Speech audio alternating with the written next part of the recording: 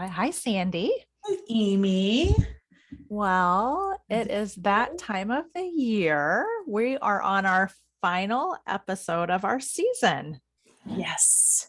I know this has been a fun season. It's been a fun season and it's nice to take the little breaks just to, recharge a little bit and come back with new feedback and new discussions. So, yeah, Yeah, time flies, doesn't it? it does. It does. I know it's pretty funny because we were looking at Thanksgiving week and I was like, oh my gosh, I think we were taking a break in December. I had completely forgotten. It's that time already. It's already that time. Um, so this whole season has been about change, and we've been talking about different topics to kind of change our perspective about things, to change the way we see things,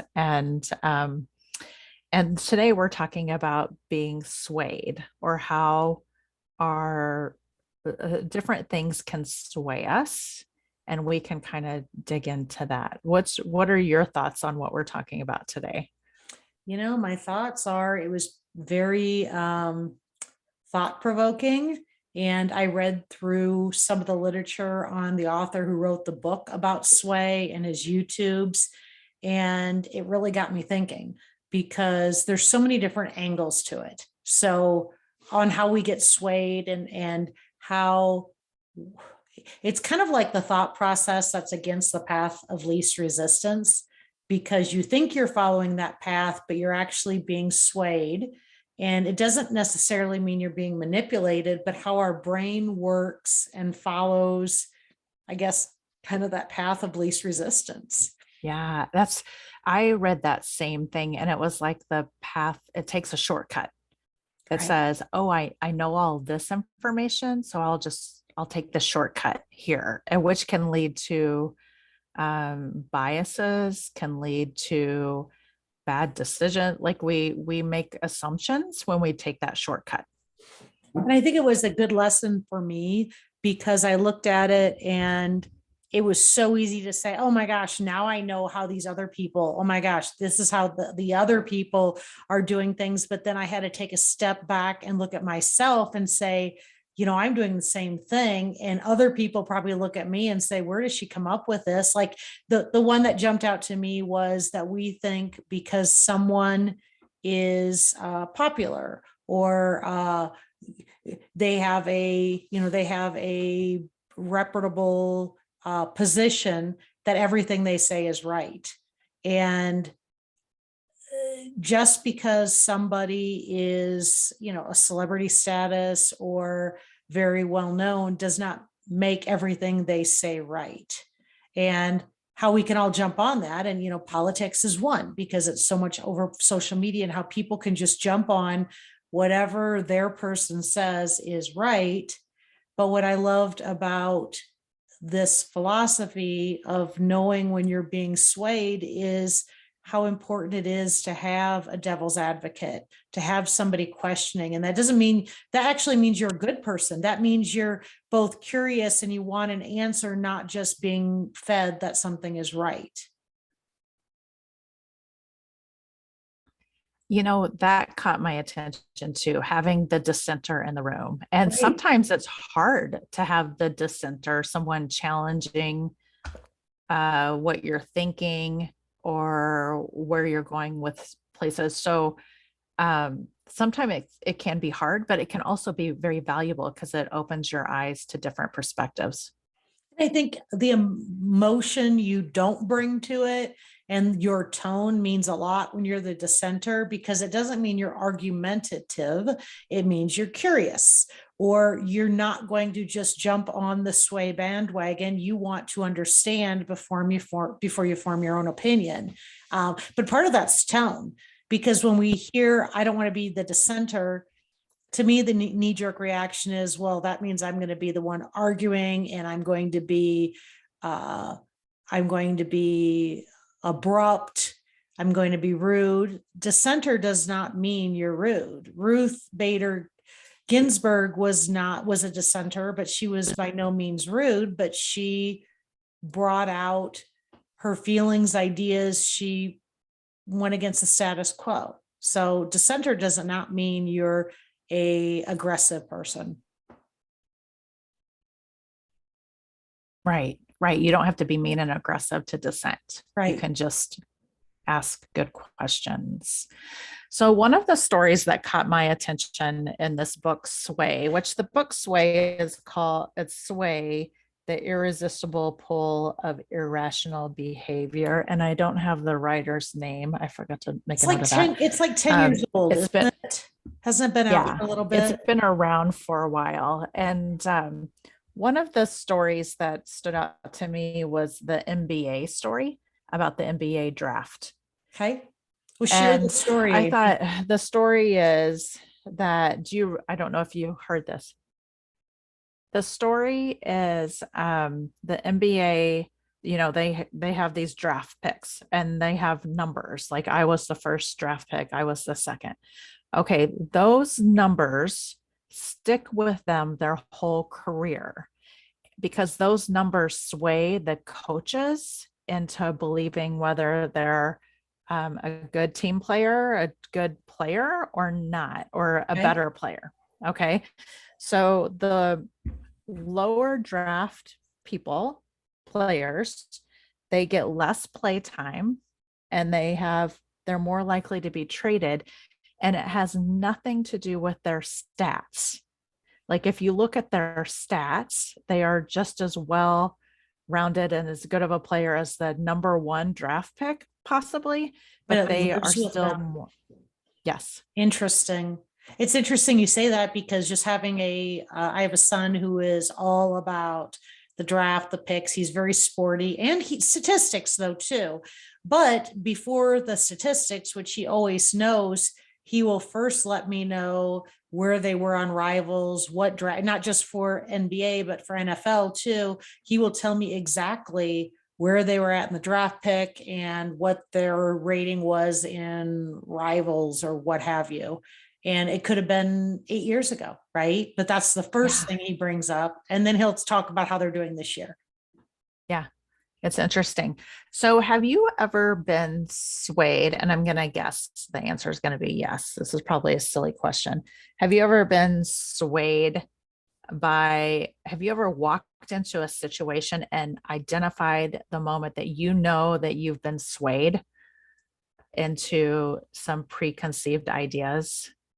The best example I give is I sat on a board that we all thought we were doing the right thing. Everybody, I don't say jumped on the bandwagon, but we didn't necessarily challenge things.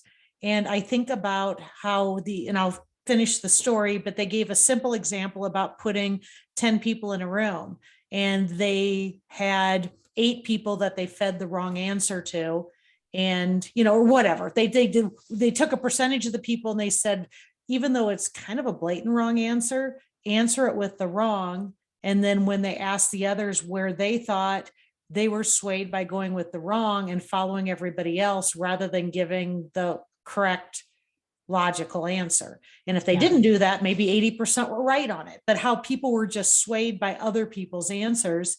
But with the sway, the moment was we all had pure intent. We all, no one manipulated, right? But the sway was, oh, this is how, this is how we need to respond. This is how we need to vote. We're not going to ask that question. We were swayed by how to be board members by looking at each other, and we were not dissenters or curious. And it ended up being a big news story. There was, I don't know, what word would I say? It's not corruption, but it was newsworthy. And there was a lot of questions posed on the board members why we didn't ask more questions. And I would tell you, it was that moment that I actually sat down with the Omaha World Herald thinking, oh my gosh, and I knew the other board members too, that we all had pure intent, Yeah. but we in essence swayed each other into probably not doing enough due diligence on issues, but it was more work to be the dissenter than to just play along with how the board always behaved. Yeah. How about you? Do you have a time when you can remember? I remember when I was reading this book And it was very fresh in my mind. And I was like, I'm going to be more intentional about preconceived notions that I have and like trying to think through when I've been swayed. And so I remember walking up to a group of people at my kids' school, and there was somebody there that was an acquaintance that I didn't know well, but I had heard some stories about her that I was like, yeah, probably not going to be my friend. Like, it was just kind of like, okay, so because somebody else had told me something, and I was in this group and she was talking, and I'm like, well, she seems lovely. And I kept thinking, I was like, hmm, and so I kept challenging what I had heard with what was actually happening and what I was experiencing. And I was like, I need to just be open-minded, and I need to let her, like, I was very intentional not to let what other people had told me sway what I thought about this person. But it was very hard because I had this voice in the back of my head kind of saying, you know, whatever. I can't even remember exactly what it was. I just remember like watching her and thinking, she seems lovely.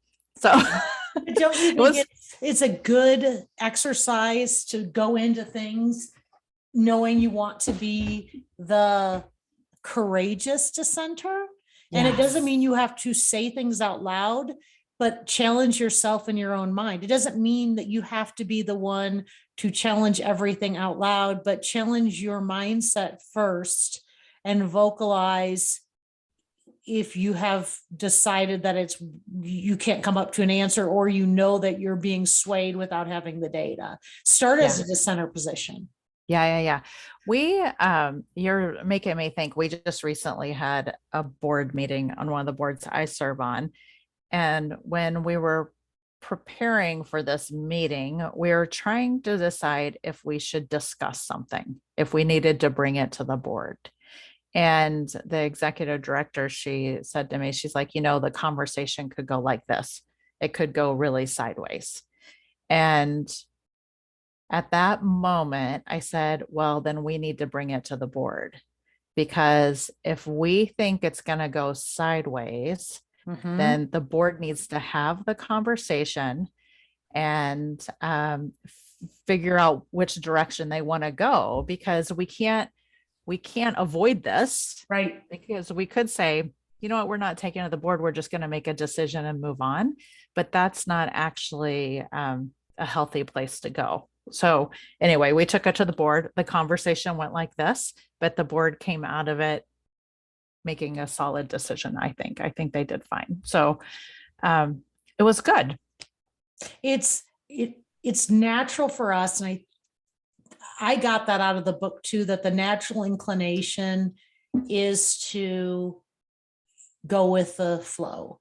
And it's what it's what you think. And then you're not thinking about it as being swayed, because it's not necessarily a bias.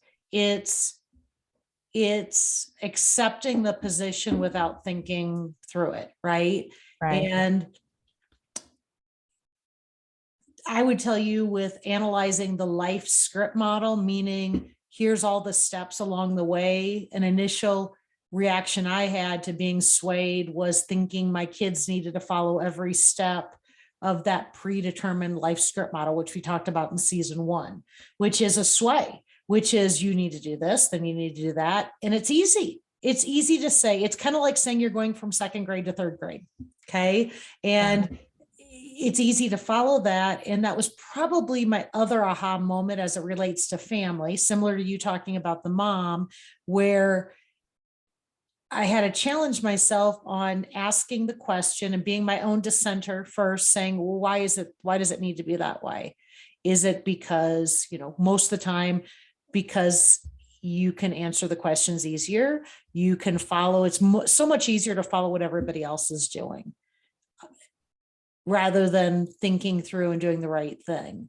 Yeah. And so when I was researching sway and why we're swayed by others, one of the top things that they said is people want to fit in. And so sometimes we do things because we will give the wrong answer if everybody else is given the wrong answer, because then we start doubting ourselves. And then we're like, well, if everyone else is saying that, then that must be the right answer. So, and like the life script, you want to fit in. So you're swayed into believing that's the way you should do everything so that you Right. fit in with everyone else because that's what everyone else is doing. And I will say, I think it has a lot to do with who you get the information from, because when it's people you trust, then that information tends to carry more weight. Like if that's people that are aligned with your core values and that you trust and well, whereas if it's someone you don't know, you could be less swayed, or someone you don't trust, I should say. You can trust people that you don't know too. Isn't it always interesting too, that when you do have a thought on, am I being swayed by this? Have we thought through this thoroughly? And you bring it up to one other person, back to somebody you trust, a lot of times they're thinking the same thing. So that starts that conversation and thought process of a sounding board to then take it to the next step and say, okay, I think I am being swayed here a bit. I have a question for you, Amy. How about the line between being swayed and being manipulated? Yeah. Because I worked with a guy for years that everything was manipulation. We'd go into a meeting with potential investors, with employees, and he would script the whole thing and say that, I mean, to me, this is just manipulation 101. Here's what we want to achieve. Here's what we want them to buy into. This is what we're going to do. You read her, I'll read him. And here's how we're going to sway them to think our way. And to me, again, that's not sway, that's manipulation. How do you see that working into this? Or is that just a whole other level of not being a dissenter?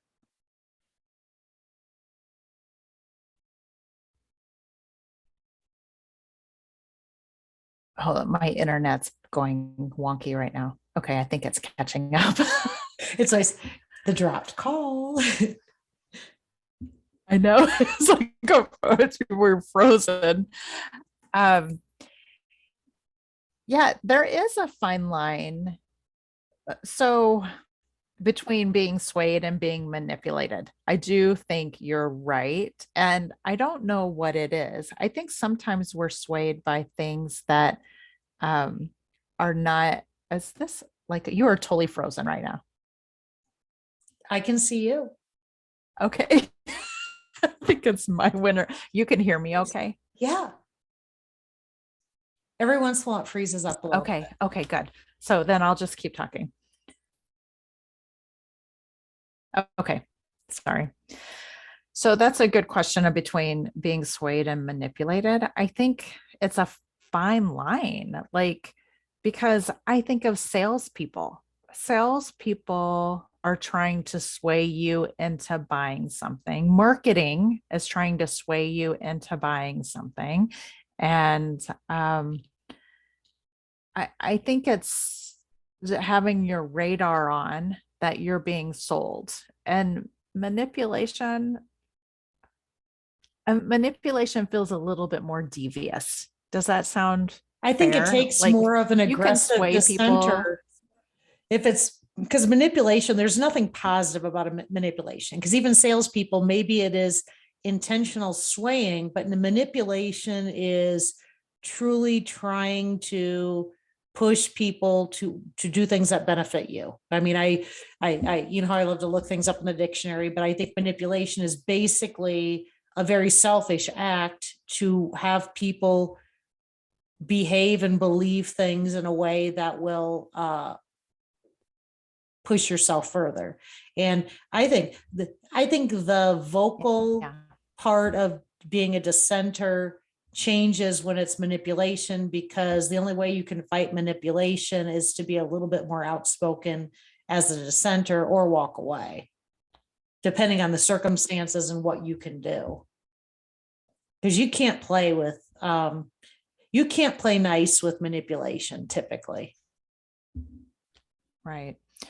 I think the approach is to always go in asking questions Mhm. and be curious. You've mentioned this in one of our last podcasts, and approach every situation with curiosity and the opportunity to learn more instead of just shake your head yes and say, okay, I'll do it. Um, well, here's an example. I went through my glass situation last week on my car. Great. Like I Okay, had how'd a that car turn out? situation. Well, it's still in process, Okay. but here's what I will say. Asking questions. I had the gentleman at the dealer, and he was wonderful to work with. He came and he told me what was wrong. And I asked him some more questions because I'm like, yeah, this doesn't really line up with the things I know. I know that I've had this for 2 months. I haven't had a problem till now. I'm like, and so I kind of put the questions back to him, and he was very good at walking away. And like 30 minutes later, he came back and he said, we did a little bit more digging and here's what we found. And I was like, thank you. I'm like, thank you for digging and figuring that out. Because number one, I could have been swayed because I could have just shook my head and said, yep, that's good. Let me go figure out whatever the next step would have been if I would have stayed in at that spot. But I was just curious, and I wasn't swayed by his position and his knowledge. I just kind of asked some good questions, Right. and we moved forward. But it So was part of being curious too. it's I thought it was interesting in the book article, they also talked about, we talk about a lot, the diminishing returns when the stock market plummets, how people that nobody wants to, it's loss aversion. Nobody wants to be a part of a loss. They want to be a part of a win. And even if the win percentage versus the loss percentage is equal, they're way more inclined to avoid the loss and then write it out. And I'll tell you, the best advice, not the best advice that I followed early on was to put money in the stock market and never touch it and know that the yeah, losses. And so I never pulled money when it was low. I wrote it out and it paid off. And everything they say with that pays off yeah, tremendously, but it's very, very difficult for people to do. And, we've talked about this before in relationships, sunk cost, but it's so hard for people to get past loss aversion.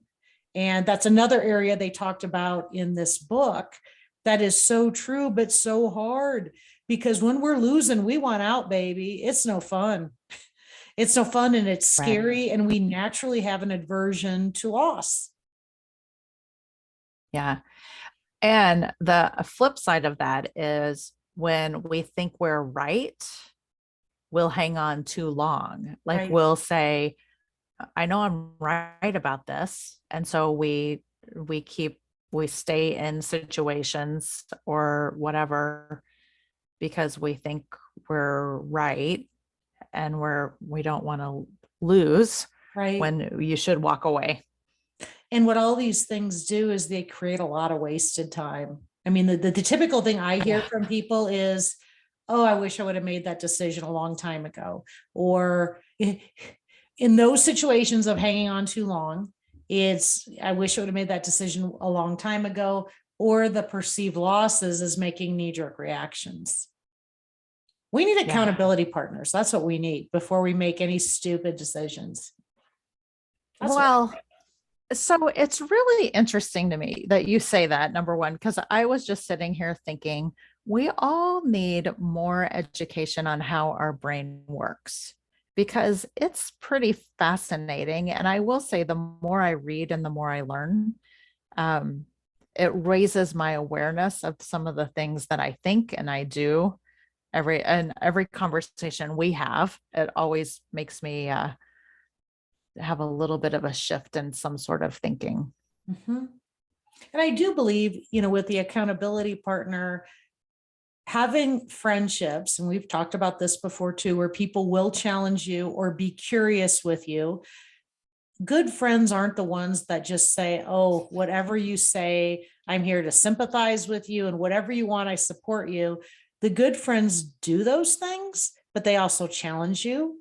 They show Mhm. curiosity and ask questions. Those friends are golden. Those partners in life are golden. And my kids are like that. And my husband is like that. And my close circle is like that. And I'll tell you, when I'm being swayed and I bring something up, they'll ask a couple of questions and I'll think, oh, gee, I never thought about it that way. And they'll probe and we'll have a conversation. And that's usually my biggest deterrent to being swayed, is not thinking I know everything, and either sharing, even if it's not a huge concern, but sharing life with other people, because that curiosity from another party is invaluable in really unraveling things and being a better human. Right. And knowing the pros and cons walking into every situation. So it's not like oh, this is all good. Right. This is going to be all bad. There's a little bit of balance going into every single situation. And it's good that you have those people in your life to kind of give you some pushback. I have a few like that too. My kids, Mhm. especially, are which I really think is a sign of self confidence that they can dissent Mhm. when we have a conversation or ask a question. I'm like, "Yeah, good for you guys to challenge me on this. I appreciate it." I had kids that could be a bit of dissenters in school too, especially going, it happens with religion because you're told what the rules are. And, then you Yep. could be Bible based. Some of them aren't. Not everything is written there. And so we keep doing what we're doing, and they weren't doing it out of disrespect. They weren't doing it out of um, wanting to be the aggravator, the fighter, but just trying to understand where this rule came from. Why, and I really honor that because I grew up in a very religious schooling and setting, and they told me the rules and I said, okay. And I never asked the reasons why when my kids would ask me and I didn't really know. And I learned things as an adult that I didn't know before because they asked the question. They were curious. They wanted to know why and not just take what was handed to them as the golden rules. I don't think I would have had the courage to do that as a kid. Maybe I was just more scared of I, nuns and priests. I have no idea, but I, if it was like a random, we did have a deal, and this priest was so wonderful. He was so nice. And I had all these questions, and he would take in a religion class random questions that you'd put on a sheet of paper. And I remember him opening questions, and I thought, now I know he probably thinks, when I look back, he probably knew it was me. But when it was random, I'd throw it in there every day of the week. If I could be I love anonymous. that. Yeah. So, talking about religion and stuff like that, you think about what our parents have done to sway us and the way we view things, because I think there's a lot of things that I see things different than what my parents did, but then I also see a lot of things the same. And I there was some wisdom in their views, and then in some of them I was like, all right, they could have evolved some from there.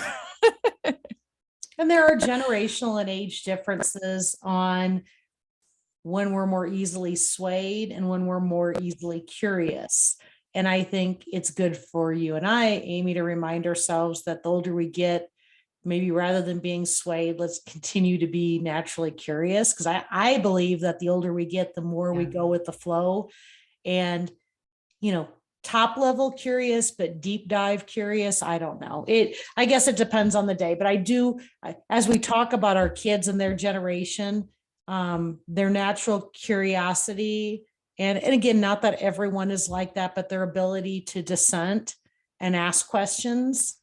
And even when they're judged by older generations saying, who are you? It's like, you know what? They can vote too.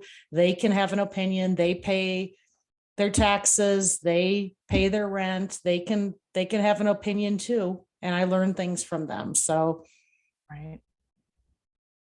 Right. So one of the things that I was reading here, it says, don't confuse being not easily swayed with rigidity, because, we don't want to be swayed into not thinking for ourselves, but we Mhm. do want to see opposite points of view, but we don't want to say, I don't want to be swayed by that, so I'm going to be stubborn and rigid. And we have to be curious and open to learning and open to different ideas. So Love I it. thought that was we can be confident, but not rigid. Right. And then I did like how they talked about, which I completely agree with, job interviews, and how job Oh, yeah. interviews are a terrible way to gauge future job performance. It reminds me of, and I think we talked about this in a previous episode too, about how judges that look at a person, read their record, and come up with, they're going to get probation, what have you, that usually that if you look at the track record, I think it was Malcolm Gladwell that tracked this. It's a horrible track record because they are so easily swayed by the superficial. They don't have superficial information in front of them, and they don't have time to really be curious, which is the same as a job interview. And so there's a way higher percentage of getting it wrong than getting it right. Yeah. I know somebody who right now is going through a situation where they're going to let somebody go. And she was talking about the interview with this person, and she was like, the interview was amazing. Like she was spot on amazing in this interview. Like we were so excited. And then it's just been like just hasn't come into fruition. But anyway, I think interviews uh, are hard. Like they don't, it's hard to get. I've interviewed people. It's hard to get to the root of if this will be a good match or not. And then I do think there's been so much research on this though that things are starting to change. Like I know that people aren't putting names on resumes anymore so that people aren't swayed by male, female, what their name Oh, is, wow. That makes a ton of things sense. like that. So they're putting resumes in front of a panel without the panel knowing their names, which I'm like, well, that's a start. That's at least clear some biases away. So anyway, all right. Well, this has been a good conversation. That book Sway, did you read the whole book? I did not yet. I did not get the whole Okay. book read. I actually watched quite a few of the YouTube videos and the clips out there and Yeah. found some articles. And it was actually, just for our listeners, it was two brothers. The main one, it was Yes. Ori Brothman and Ron Brothman. And one is a psychologist. And is the other one organizational leadership? I think that's their Yes. background. And there's a lot of good Yes. Very videos good. out there, a lot of different things to look at. Now, Amy, I think our challenge question has to be around the holidays. Okay. I think this is we're going. First of all, before are you doing anything fun for the holidays, or are you just going to enjoy a post-COVID year?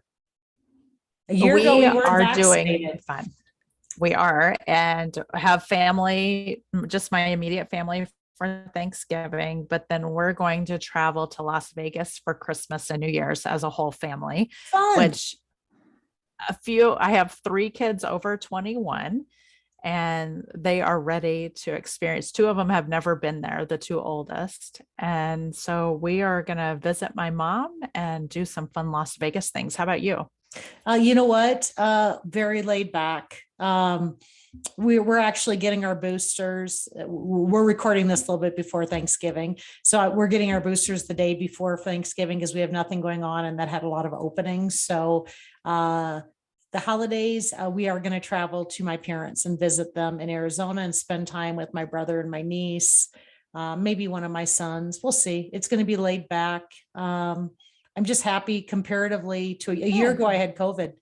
My time hop is coming up showing me a year ago right now, we were sick with COVID, my whole house. So now a vaccinated booster, and life, we still have issues going on, but boy, what a difference a year makes, right?